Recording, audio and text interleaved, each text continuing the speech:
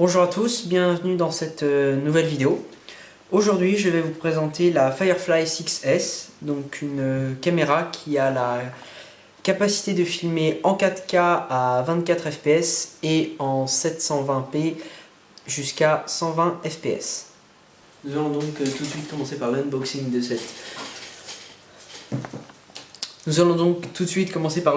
de cette caméra.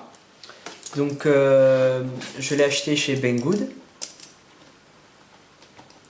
Il existait avant la version 5S qui elle avait une résolution maximum de 1080p à 60 fps.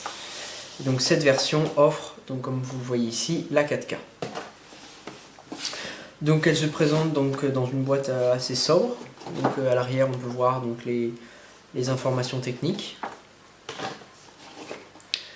Voilà, on peut tout de suite remarquer la coque étanche, avec un petit film de protection.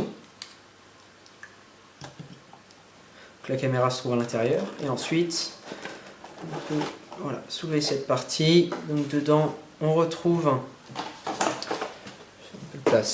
on retrouve le manuel d'utilisation et les différents accessoires. Donc je vois tout de suite que le câble FPV est intégré, donc il va nous permettre de récupérer le signal vidéo de notre caméra pour directement le transmettre à un émetteur de FPV.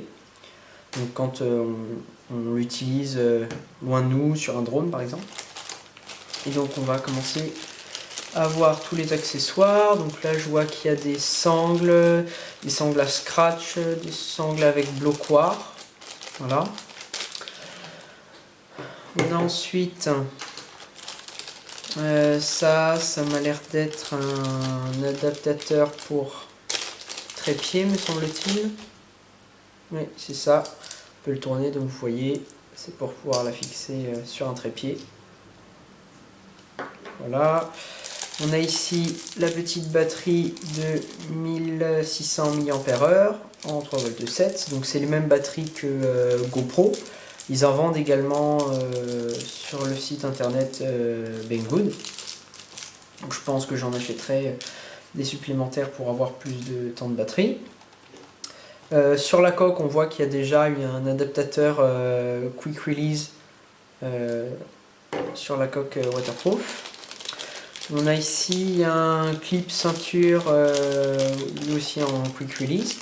Donc on doit avoir dans l'accroche de ceinture également.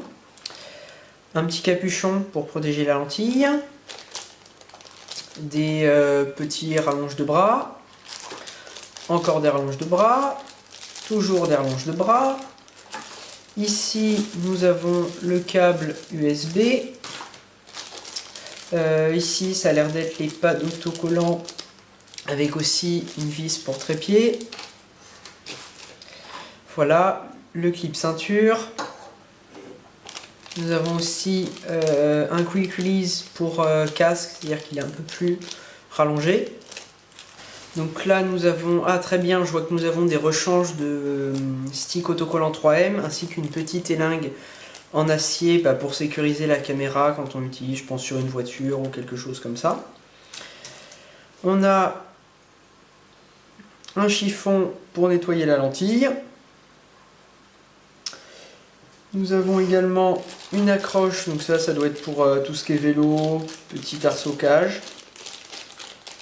Voilà.